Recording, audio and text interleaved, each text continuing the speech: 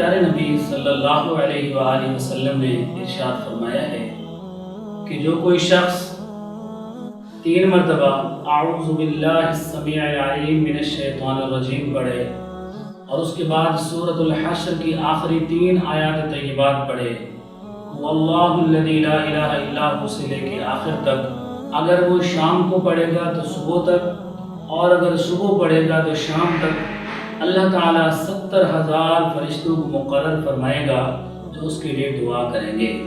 اور اگر وہ اس رات انتقال کر گیا یا اس دن انتقال کر گیا تو اللہ تعالیٰ اس کو شہید کی موت عطا فرمائے گا۔ اللہ تعالیٰ ہم سب کو اپنے پیارے محبوب صلی اللہ علیہ وسلم کی تعلیمات پر عمل کی سعادت نصیب فرمائے، آمین۔ وما علینا الا البلاغ المبین۔